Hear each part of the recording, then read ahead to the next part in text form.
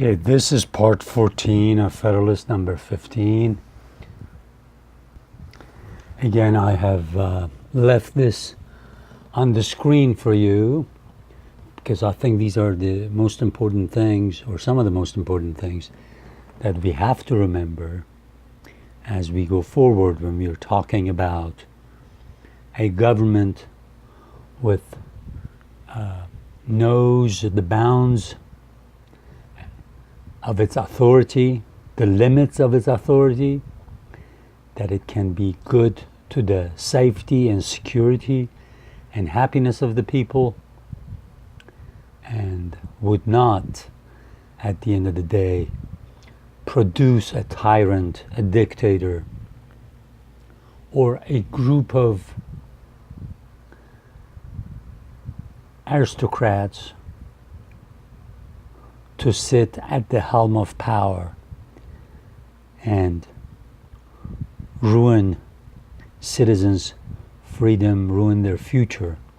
So the idea of checks and balances, division of powers, independent judiciary, bicameral legislature. So these are very important. We already talked about some of them.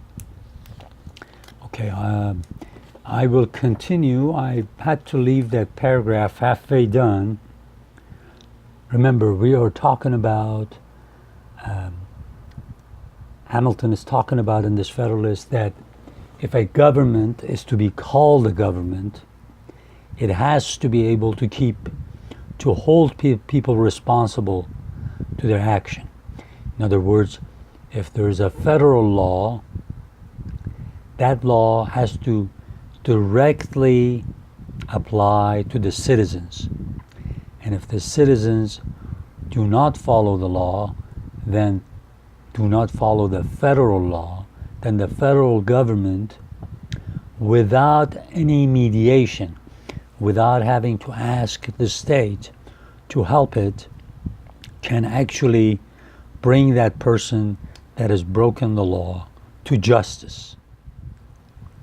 So that's what we're talking about, because during the Articles of the Confederation, during the first Constitution of the United States, that was not the case. You had to go ask the state to be your middleman to do what you needed it to do. So it says, Hamilton here says, no, we got to be able to hold that person responsible.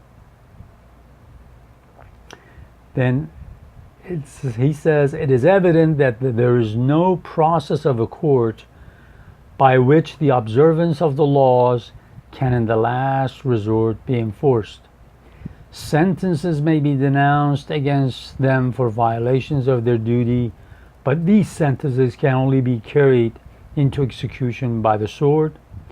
In an association where the general authority is confined to the collective bodies of the communities that compose it, every branch of the law must involve a state of war.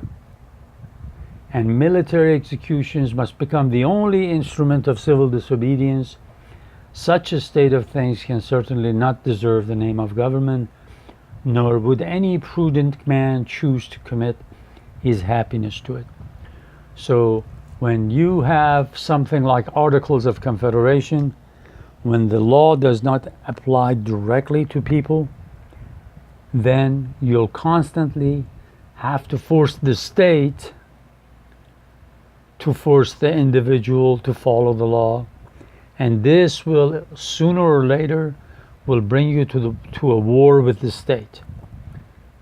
Because some states are going to say, no, we won't do it. And Hamilton here, Federalist, says, no, you can't pick and choose.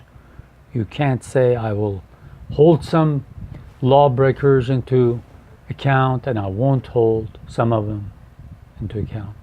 So federal government will be forced to fight the state, and this will start a war, and before you know it, instead of having peace and prosperity, all you'll have is continuous war. That is all you will have. And he goes to the next paragraph. There was a time when we were told that breaches by the states of the regulations of the federal authority were not to be expected, that a sense of common interest would preside over the conduct of respective members and would beget a full compliance with all the constitutional requisitions of the Union. Yes, in the past, there was a time where every time we said, what are states going to do? You said, you are people who criticize us, you said, no, states will comply. States will agree to do what you want them to do. And everything will be okay, you told us. This language at the present day would appear as wild as a great part of what we now hear from the same quarters will be thought. But when we hear you say that the states will comply, when he says this language, he says these words that are coming out of your mouth, we can never trust them again, because we know in reality it did not happen.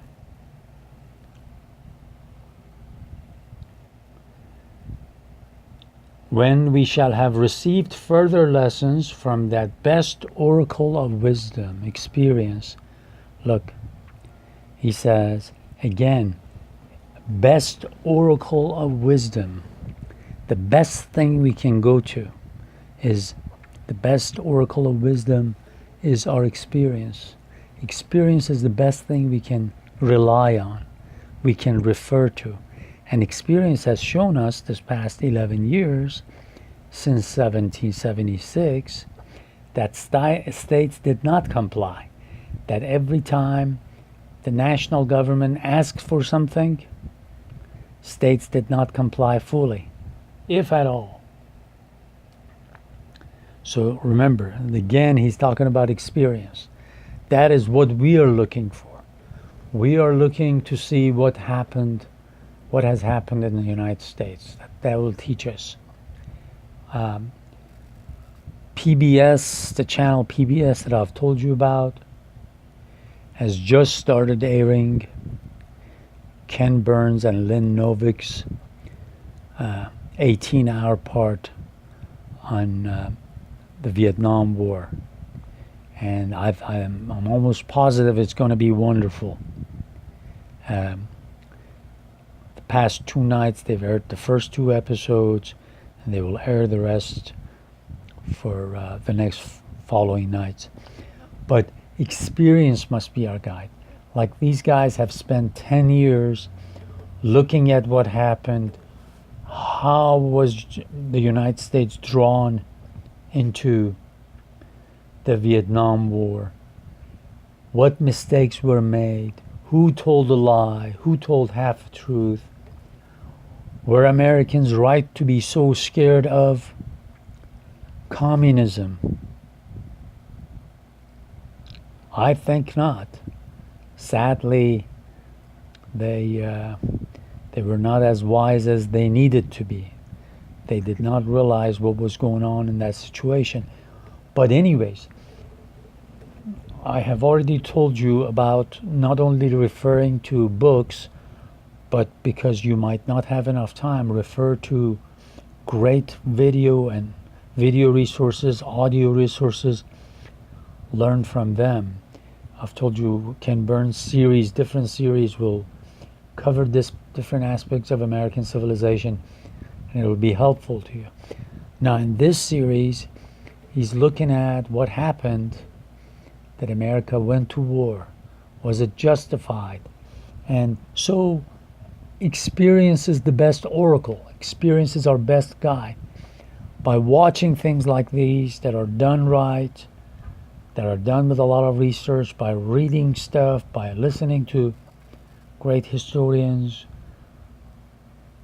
great learned men, we can learn from their wisdom and not make the same mistakes again.